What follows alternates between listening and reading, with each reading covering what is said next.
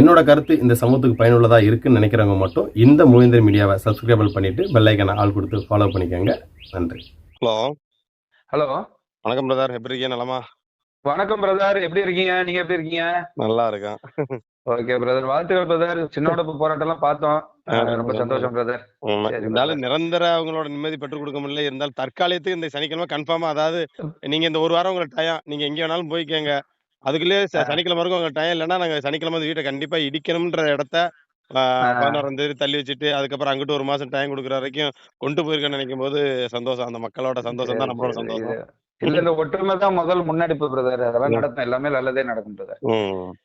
ரொம்ப பிரதர். இல்ல, இப்ப தொடர்ந்து இப்ப உங்களுக்கு தெரியும் சமூக வலைத்தளங்கள் இப்ப சுவாரஸ்யமா ஒரு காரசாரமா ஒரு விஷயம் ஓடிட்டு இருக்குது.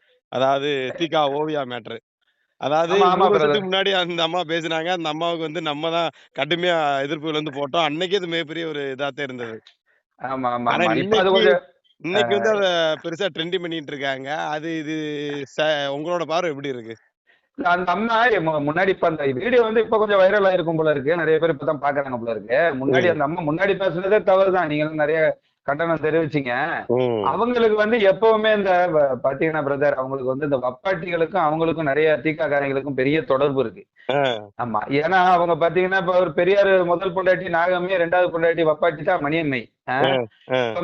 மணியம்மை சொத்துலதான் பிறகு தின்னுட்டு இருக்காங்க அவங்க. அதனால வந்து அவங்களுக்கு வந்து அந்த வப்பாட்டிகளை வச்சு பேசுறது வந்து ரொம்ப விருப்பப்பட்டு தான் பேசுவாங்க. அந்த ஓவியா மாதிரி ஆளுகள் வந்து இப்ப இதே பேசுறவங்க வந்து அவங்க மேடையில திருச்சி சிவா உட்கார்ந்துருந்தாரு.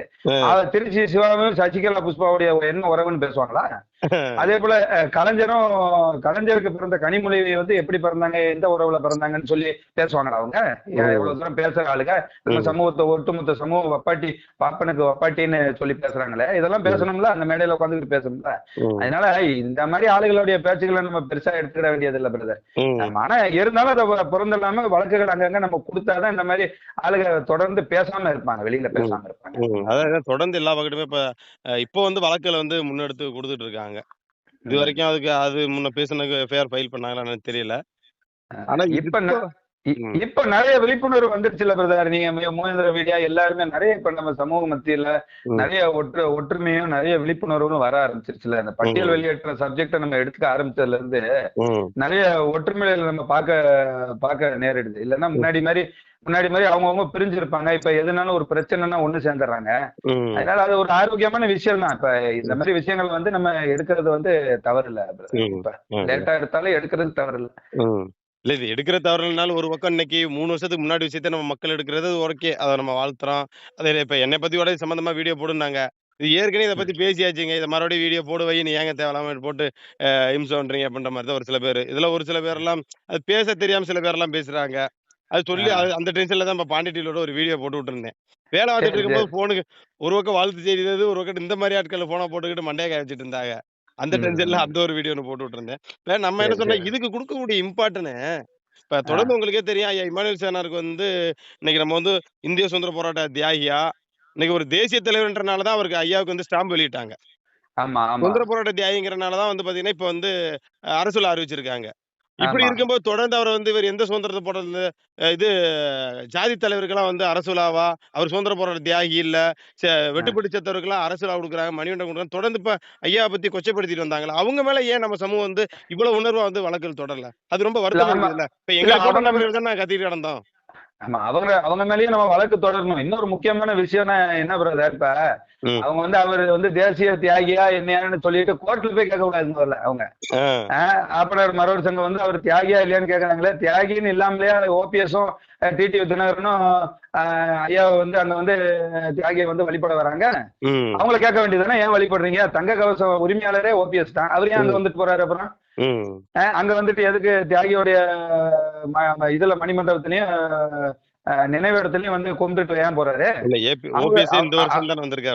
ஆமா, கேட்க வேண்டியதானே. இந்த வருஷம் வந்திருக்காருன்னு இப்பதானே அவங்க வழக்கு பதிவு. அவங்க 2 பேரையும் கேட்க வேண்டியதானே. ஒட்டுமொத்த இந்த எம்பி எலெக்ஷன்ல ஒட்டுமொத்தமும் அவருக்கு தானே ஓட்டு போட்டீங்க. ஓட்டு போட்டோம், ஏன் அங்க போறீங்கன்னு கேட்க வேண்டியதானே. தேசிய தலைவர் இல்லாத ஒரு இடத்துக்கு எதுக்கு போறீங்கன்னு கேட்க வேண்டியதானே. கோர்ட்ல கேட்கறதுக்கு முன்னாடி இங்க கேட்டுட்டு போயிட வேண்டியதானே தவிர அதை செய்ய மாட்டேங்கிறாங்க. அதே போல பாத்தீங்கன்னா அப்ப ஆப்பநாடு மரவர் சங்கத்துல எல்லாம் நான் அவருடைய தலைவர் ஒரு பேச்செல்லாம் கேட்டேன். டாக்டர் ராஜ்குமார ஒருத்தர் பேசினாரு. அதெல்லாம் பார்க்கும்போது ரொம்ப யங்ஸ்டர்ஸ் எல்லாம் வந்துட்டாங்க, இந்த சங்கத்துக்கு வந்துட்டாங்க. நிறைய விஷயங்கள் மாறும் போல இருக்கு அப்படின்னு சொன்னா இவங்க முன்னாடி படிக்காதவங்க செஞ்சதோட மோசமெல்லாம் பண்ணிட்டு இருக்காங்க. ஆமா, இல்ல முன்ன இருக்க பெரியவங்களோட வந்து அந்த நாகரிகமா நீட்டா அதை கடைபிடிச்சாங்க. ஆமா இப்ப வந்தவங்க இளைஞர்களை வந்து வன்முறையை தூண்டி விடுறாங்க. என்ன அப்படின்னா ஆமா சம்பந்தமே அவருடைய இல்லாத வழக்குல போய் ஆப்பநாடு மரசங்க வந்து பாருங்க இந்த ஜாதி கொலைகள்ல சம்பந்தப்பட்டவங்களை போய் ஆஜர் பண்றாங்க. சம்பந்தமே இல்லாம ஒரு 3.5 கோடி நாட்டோடைய ஏறக்குறைய 2000 கோடி ஊழல்னு சொல்லிட்டு இருக்காங்க. அதாவணியோட ஊழல் அதெல்லாம் கேட்கறதுக்கு வழி இல்லை. இந்த 3 கோடி தியாகிக்கு மணிமண்டபம் கட்டுறதுதான் இவங்களுக்கு ஒரு பெரிய அரசுடைய பணம் வந்து விரயமாகுதுன்னு சொல்றாங்களா? இதெல்லாம் தேவையில்லாத வேலை. அதனால என்ன ஆயிருதுன்னு பாத்தீங்கன்னா இவங்கள மாதிரி சங்கங்கள் எல்லாருமே இந்த சமூகத்துல இப்படி கிடையாதுங்க. ஒரு சில ஆளுங்க இதை செய்யறதுனால என்ன ஆயிருது, நம்ம அவங்க தலைவர்களை திட்ட ஆரம்பிச்சிடறோம். அவங்க நம்ம தலைவர்களை நம்ம அவங்க தலைவர் திட்டம் சொல்றீங்க. நம்ம இது வரைக்கும் நம்ம சமூகத்துல இருந்து ஐயா பசுமன் முத்துராமலிங்க வந்து யாருமே திட்டின கிடையாது. ஏன்னா நம்ம இமானுவேல் சேனாரோட கொள்கையை பின்பற்ற யாரு திட்டின சொல்லுங்க. கரெக்ட் தான் பிரதர். இருந்தாலும் மனசுக்குள்ள ஒரு வன்மம் வளருதுல. நம்மளுக்கு வந்து ஒரு சில தலைவர்களை நம்மளால சில தலைவர்களை வந்து ஏத்துக்கிட முடியாம இருந்தாலுமே இந்த ஜனநாயக நாட்டுல வந்து ரொம்ப முக்கியமே வந்து மக்களுடைய உணர்வுகள் தான். அப்ப அந்த மக்கள் உணர்வுகள் எதுக்குன்னா ஒரு முத்துராமலிங்க தேவர் பின்னாடி வந்து பல லட்சம் மக்கள் உணர்வாளர்கள் இருக்கிறாங்கன்னு சொல்லி அந்த மக்களுடைய உணர்வுகளை மதிச்சுதான் நம்ம அவங்கள பத்தி நம்ம ஒரு இழிவாவோ தாழ்வாவோ நம்ம பேச மாட்டேங்கிறோம். அதே எண்ணங்கள் அவங்களுக்கு இருக்கணும். ஏன் பல லட்சம் பேர் வந்து வழிபடுறாங்க. உங்களுக்கு பிடிக்குது பிடிக்கல இந்த தலைவர்களை, இத்தனை லட்சம் மக்கள் வந்து வழிபடுறாங்கன்னா அந்த மக்களுடைய உணர்வுகளை வந்து ஜனநாயக நாட்டுல நீங்க மதிக்கணும். அதனாலதான் உங்க சமூகத்துக்கு வந்து விடுதலை ஏற்படுத்தி கொடுத்த முத்துராமலிங்க தேவர்னு நீங்க நினைக்கிறீங்க. எங்களுக்கு வந்து விடுதலை ஏற்படுத்தி கொடுத்தது ஐயா இவரு இமானுவேல் சேகரன் நினைக்கிறோம். நம்ம சமூகங்கள்லாம் விடுதலை வாங்கி கொடுத்தவங்கள நம்ம என்ன பண்றோம், ஒரு கூண்டுகளை போட்டு வழிபட்டுக்கிட்டு இருக்கோம். எவ்வளவு நினைச்சு பாருங்க. இன்னைக்கு விடுதலை வாங்கி கொடுத்தவங்க கூண்டுக்குள்ள இருக்காங்க, நம்ம வெளியில உட்காந்துக்கிட்டு அவங்களை வழிபட்டுக்கிட்டு இருக்கோம். ஒட்டுமொத்த இந்திய சமூகத்துக்கு ஒரு அடையாளம் இருந்த தலைவர் அம்பேத்கரை கூண்டுக்குள்ள போட்டு வழிபட்டுக்கிட்டு இருக்கோம். அப்ப உங்களுக்கு எல்லாம் விடுதலைக்கு போராடின தலைவர்கள் பூரா உங்களை மாதிரி 10 பேர் இருக்கிறப்ப தான் இவ்வளவு நாசமா போகுது. நம்ம சமூக மக்கள் வந்து யாருமே வந்து அந்த தலைவர் முன்ன கூட நம்ம சமூக இளைஞர் வந்து முத்துராமலிங்க ஐயா பத்தி தப்பா பேசினாங்க. ஆனா இப்ப ரீசனா பாத்தீங்கன்னா நம்ம இளைஞர்கள் அந்த இதுல எல்லாம் விட்டுட்டாங்க. அவங்களோட சிந்தனை எல்லாம் மாறிச்சு. எல்லாத்தையும் ஒற்று குறிப்பிட்டு சில பேர் செய்யக்கூடிய அந்த செயல்னால ஒரு சில பேர் அந்த அதாவது இவங்க வந்து அவங்க நடத்துற சேனல் மத்தவங்களை பத்தி யோக்கியமான எடுக்கிறாங்க. அதைத்தான் மிகப்பெரிய ஒரு நகைச்சுவையா இருக்கு. இல்ல இதுல பிரச்சனை என்ன தெரியுமா, இந்த 20th செஞ்சுரியில அவங்க எல்லாருமே எல்லா பேரண்ட்ஸுமே எல்லா பெற்றவங்களும் பிள்ளைகளை படிக்க வைக்கதான் செய்யறாங்க. எவ்வளவு பெரிய ஸ்கூல்ல படிக்க வைக்கணுமா, காலேஜ் படிக்கணுமா, கஷ்டப்பட்டு படிக்க வைக்கதான் செய்யறாங்க. இவங்க ஏதோ இந்த ஜாதியவே கட்டி இழுக்கிற மாதிரி அதெல்லாம் ஒண்ணுமே செய்ய வேண்டாம்.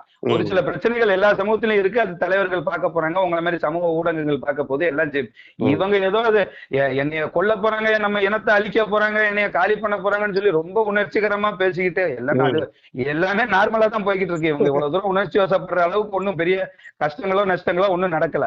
அந்த பிரச்சனைகள் நடக்குது. ஆமா, நம்ம தான் பாதிக்க போறோம். நம்ம தான் கத்தணும். நம்ம கத்துறதை விட்டுட்டு என்னைய காலி பண்ணிட்டாங்க, நம்ம இனத்தை அழிக்க போறாங்கன்னு இவ்வளவு உணர்ச்சிகரமா இவங்க பொங்கணும்னு அவசியமே கிடையாது. ஆமா, இது பண்றதுனால என்ன ஆயிருதுன்னா பிரதர், இப்ப ஒவ்வொரு வாட்டியும் தியாகியை பத்தி இவங்க பேசுறதுனாலும் அங்க ஒரு ஒரு ஒரு ஒரு டென்ஷனான சிச்சுவேஷன் கிரியேட் ஆயிட்டே இருக்கு பிரதர். அதாவது அவங்க குரு பூஜைக்கு போற 100% ஒரு 80% வந்து தன்னுடைய தலைவரை வந்து வணங்கணும், முத்துராமலிங்க தேவரை வணங்கணும்னு மட்டும்தான் வராங்க. நம்ம கிட்ட சண்டை போடுற எண்ணத்துல வரல. ஒரு 20% ஒரு 10% ஒரு இளைஞர்கள் வந்து ஒரு ஆக்ரோஷமா வராங்க. அதே மாதிரிதான் நம்ம இதுல வந்து ஒரு 80% வந்து வேற நம்ம தலைவரை தான் வணங்கணும், அவங்கள போய் டிஸ்டர்ப் பண்ணணுன்ற எண்ணத்துல வரதில்ல. நீங்க இப்ப இந்த 10% இப்ப மக்கள் வந்து டிஸ்டர்ப் பண்றதுல நீங்க 90 விழுக்காடு மக்களை வந்து ரொம்ப பிரச்சனையில உள்ளாக்குறீங்க. நீங்க அது ஒரு பதட்ட சூழ்நிலை ஆக்குது. 144 போடுறான், போலீஸ குமிக்கிறான், அவங்க வரக்கூடிய வழிமுறைகளை ரொம்ப ஸ்ட்ரிக்ட் பண்றான், இந்த காரை கொண்டு வந்து இது எதனாலன்னா இந்த மாதிரி தலைவர்களால தான் இந்த பிரச்சனையே. இவங்க இதெல்லாம் பேசாம இருந்தாங்கன்னா அவங்க குரு பூஜையை வந்து ரொம்ப அமைதியாகவும் ரொம்ப சந்தோஷமாவும் தன்னுடைய தலைவர்களை வழிபட்டு தானா போயிருவாங்க. அவங்க கண்டிப்பா இந்த 5% மக்கள் பண்ற ஒரு தவறுனாலதான் ஒட்டுமொத்த அந்த 90 விழுக்காடு மக்கள் 2 தரப்புலையும் சொல்றேன் ஒரு டென்ஷன்ல இருக்காங்க. எப்பவுமே ஒரு டென்ஷன் கிரியேட், 2 குரு பூஜையிலுமே ஒரு டென்ஷன் கிரியேட் ஆயிட்டே இருக்கு இந்த பிரச்சனை.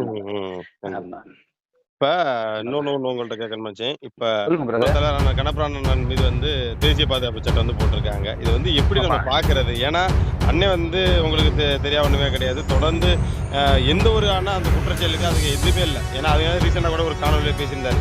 என் மேல வந்து ஒரு கட்ட பஞ்சாயத்து கேஸோ, ஒரு நில அபகரிப்பு கேஸோ, இல்லை இப்போ பெண்களுக்கு ஏதாவது இடையூறு பண்ணுறது ஏதாவது ஒன்று காட்ட முடியுமான்னு கேட்டாங்க. அப்போ எந்த இதுவுமே ஈடுபடாதவர் மீது வந்து எதுக்கு வந்து இந்த மாதிரி வந்து தேசிய பாதுகாப்பு சட்டம் போடுறாங்க? ஏன்னா பல பேர் வந்து பார்த்தீங்கன்னா கொலைக்கு மேலே கொலை பண்ணிட்டு இன்னும் எத்தனையோ பேர் இருக்காங்க. அவங்க மேலாம் தேசிய பாதுகாப்பு சட்டம் ஏன் அண்ணன் கண்ணபிரான் மீது மட்டும் போட்டிருக்காங்க? அதை நீங்கள் எப்படி பார்க்குறீங்க? உறவுகள் அனைவருக்கும் வணக்கம். நான் தினேஷ் மலர். இந்த காணொலி எதற்காக அப்படின்னா, நிறைய உறவுகள், அதாவது சின்னோடப்பில் நடந்த விஷயத்துக்கு நிறைய பேர் வந்து பாராட்டி நிறைய பேர் வந்து தொடர்பு பண்ணீங்க. அதே போல் இப்போ இந்த காவியா விஷயம் கிட்டத்தட்ட அது ஒரு 3 வருடங்களுக்கு முன்னாடி பேசின வீடியோ. அதற்கு ஒரு சில உறவுகள்லாம் ஃபோனை போட்டுட்டு இதுக்கு ஒரு கண்டன வீடியோ போடுங்க, அது இது அப்படின்னு வந்துட்டு நிறையா உறவுகள் வந்து பேசிகிட்டு இருக்கீங்க. ஒரு சில உறவுகள் வந்து தேவையற்ற பேச்சையெல்லாம் வந்து பேசிகிட்டு இருக்கீங்க. நீங்கள் தானே மீடியா வச்சு நடத்திட்டுருக்கீங்க, நீங்களாம் வந்து வீடியோ போட மாட்டீங்களா, வைக்க மாட்டீங்களா, நாங்கள் சொல்லி போடணுமா அப்படின்ற மாதிரி பேசுகிறீங்க. ஒரு சில பேர் வந்து என்னென்னா, அதெல்லாம் எப்படி சொல்கிறேன்னு எனக்கு தெரில. ஏன்னா ரொம்ப மனசுக்கு வந்து வருத்தமாக இருக்குது. நான் ஏன் இந்த காணொலியோட பதிவு செய்கிறேன் அப்படின்னா, இந்த இடத்துல எப்படி நின்றுட்டு இருக்கேன்னு உங்களுக்கு நல்லா தெரியுது. கயிறு தெரியுதா? ஒரு உட்காந்து சின்ன உடப்பு மக்கள் அங்கே அந்த மக்களுக்காண்டி போராடினது உங்களுக்கே தெரியும். அந்த மக்களுக்கு நான் செஞ்ச வேலையினால் அவங்க எந்த அளவுக்கு என்ன பாராட்டலான்றது உங்கள் ஒட்டுமொத்த பேருக்கும் தெரியும். எனக்கு இது போதும், சரிங்களா? அதை விட்டுட்டு முகம் காட்டுறது கூட வந்து வெக்கப்படுறவங்க, ஒரு போராட்ட களத்துலேருந்து இங்கே நிற்கிறதுக்கு வெக்கப்படுறவங்க, வாட்ஸ்அப்பில் மட்டுமே புரட்சி செய்யக்கூடிய ஆட்கள் தயவு செஞ்சு ஃபோன் அடித்து என்னை வந்து டிஸ்டர்ப் பண்ணாதீங்க, சரிங்களா? முடிஞ்சால் உங்களுக்கு சமூகத்தில் உங்களால் முடிஞ்சதை அந்த சமூகத்துக்காண்டி வந்து உதவி செய்யுங்க. இல்லையா கடந்து போங்க. எனக்கு வந்து நீங்கள் அட்வைஸ் சொல்ல வேணாம், இதுக்கு நீ வீடியோ போடு, அதுக்கு வீடியோ போடு, நீ தானே சேனல் வச்சு நடத்துகிற, அதை நீங்கள் சொல்லக்கூடாது. உங்களுக்கு விருப்பம் இருந்தால் நீங்கள் அதுக்கு வீடியோ போடுங்க. எனக்கு அந்த காவியா விஷயத்துக்கு போடணும்னு தோணுச்சுன்னா நான் போடுறேன். ஏன்னா அந்த காவியான்றது வந்து திமுகவுக்கு அதோட அடுவரடி. அது 3 வருஷத்துக்கு முன்னாடி பேசினோன்னா 3 வருஷத்துக்கு முன்னாடி காவியாவை வந்து நான் எந்தளவுக்கு திட்டினேன் அப்படின்றது எனக்கு தெரியும், சரியா? இன்ன வரைக்கும் நம்மளோட பழைய மூவேந்தர் மீடியாலாம் அந்த காணொலி வந்து கிடக்குது. பார்க்கலாம், அதை போய் பார்த்துக்கோங்க, சரிங்களா? அந்த சின்னோட விஷயம் முடிஞ்சு வந்து தொடர்ந்து பாராட்டுகள். ஃபோனில் நிறைய ஃபோனை எடுத்து நிறைய ஃபோனை எடுக்க முடியல, சரிங்களா? அதே போல் வாட்ஸ்அப்பில் நிறையா உறவுகள் வந்து பாராட்டு தெரிவித்தாங்க. ரொம்ப சந்தோஷம், மாற்று கருத்து இல்லை. அதாவது நான் என்ன சொல்கிறேன்னா, நிறைய பேர் வந்து உங்களோட பாதம் தொட்டு கேட்டுக்கிறேன், தயவு செஞ்சு என்கிட்ட ஏதாவது ஒரு தகவல் சொல்லணும்னு ஆசைப்பட்டீங்க அப்படின்னா வாட்ஸ்அப் வந்துடும். எனக்கு எல்லார் கையிலையும் ஆண்ட்ராய்ட் ஃபோன் இருக்குது, சரிங்களா? அதனால் வாட்ஸ்அப் வாங்க. வாட்ஸ்அப்பில் வந்துட்டு உங்களோட கருத்தை பதிவு செய்யுங்க. நீங்கள் என்னை பாராட்டுறதா இருந்தாலும் சரி, திட்டுறதா இருந்தாலும் சரி, நீங்கள் அதில் செலுத்துங்க, சரிங்களா? தயவு செஞ்சு ஃபோன் அடித்து எனக்கு வந்து இடையூறு பண்ணாதீங்க. இப்போ நான் அந்த வேலை செஞ்சுட்ருக்கேன். நான் கிட்டத்தட்ட 7 நாளாக இங்கே நின்னேன். இன்றைக்கி வந்து ஒரு பக்கம் சமூகத்துக்காண்டி ஒரு வேலை செஞ்சுட்ருக்கேன், ஒரு பக்கம் என் குடும்பத்துக்காண்டி பார்க்கணும்ல. நான் குடும்பத்துக்காண்டி இந்த வேலை செஞ்சுட்ருக்கேன். நான் இந்த வேலை செஞ்சுட்டு நீங்கள் ஃபோனாக அடிச்சிருந்தீங்கன்னா உங்கள் ஃபோனை நான் அட்டன் பண்ணுவேனா, இல்லை நான் இந்த வேலையை பார்ப்பேனா? நீங்களே சொல்லுங்கள். நான் ஒரு வாகனத்தில் போயிட்டுருக்கேன், ஒரு ஆள் ஒரு டைம் ஃபோன் அடிச்சுட்டு எடுக்கலன்னா விட்டுறலாம், இல்லையா? வாட்ஸ்அப்புக்கு வரலாம். அதை விட்டு 3 டைம் 4 டைம் தொடர்ந்து ஃபோன் அடிக்கிறது, அப்புறம் எமர்ஜென்சியாக எடுத்துக்கிட்ட சும்மாவே ஃபோன் அடிச்சுங்கிறது, இதெல்லாம் வந்து ரொம்ப வருத்தத்தை வந்து ஏற்படுத்துது, சரிங்களா? என்னோட கஷ்டத்தை புரிஞ்சுக்க. நான் பல கணையில் சொல்லிட்டேன். தயவு செஞ்சு ஃபோன் அடிச்சு என்னை டிஸ்டர்ப் பண்ணாதீங்க, ஃபோன் வச்சு டிஸ்டர்ப் பண்ணாதீங்க. முடிஞ்ச மட்டும் முக்கியமான தகவலில் மட்டும் வாட்ஸ்அப் வாங்க. அது எனக்கு உதவுறதாக இருந்தாலும் சரி, எனக்கு திட்டுறதாக இருந்தாலும் சரி, எனக்கு வாட்ஸ்அப் வாங்க அப்படின்னு நான் பல முறை நான் வந்து காணொலியில் வந்து சொல்லியிருக்கேன். ஆனால் அப்படி இருந்து வந்து நிறைய உறவுகள் வந்து மன உளைச்சல் ஏற்படுத்துகிற மாதிரி ஒரு சில உறவுகளாக வந்து பேசுகிறீங்க. நீ யூடியூப் சேனல் வச்சு நடத்தா நீ பெரிய ஆளாக நினைக்கிறீங்க. நான் பெரிய ஆளாக என்றைக்குமே சொல்லிக்கிட்டே கிடையாது, சரிங்களா? நானும் ஒரு சாதாரண மனுஷன். தெரியுதா? நான் பார்க்குற வேலை தெரியுதா உங்களுக்கு? இந்த வேலையை பார்த்துட்டு என்னால் முடிஞ்சதை நான் இந்த சமூகத்தை செய்கிறேன். உங்களுக்கு அந்த அளவுக்கு செய்கிறதுக்கு உங்களுக்கான தைரியம் திராணி இருக்கா? இருந்தால் நீங்கள் செய்யுங்க, உங்களோட செயல்களை நீங்கள் செய்யுங்க. அதை விட்டு சும்மா வாட்ஸ்அப்பில் மட்டுமே புரட்சி செய்யாதீங்க, ஃபேஸ்புக்கில் மட்டுமே புரட்சி செய்யாதீங்க, சரிங்களா? ரொம்ப வருத்தம் அளிக்குது.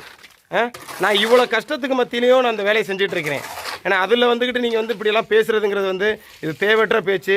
நம்ம உறவுகள்ன்றனால நிறைய சேர்த்துட்டு வந்து பக்குவமாக சொல்கிறேன். ஒரு சில பேர் கூட வந்து பேசுகிறீங்க, அப்புறம் நான் ஏதாவது கூட ஒரு வார்த்தை இப்போ திட்டிகிட்டேன் பேசிட்டேன்னா வருத்தப்பட்டுக்காதீங்க, அவ்வளோதான் நான் சொல்ல முடியும், சரிங்களா?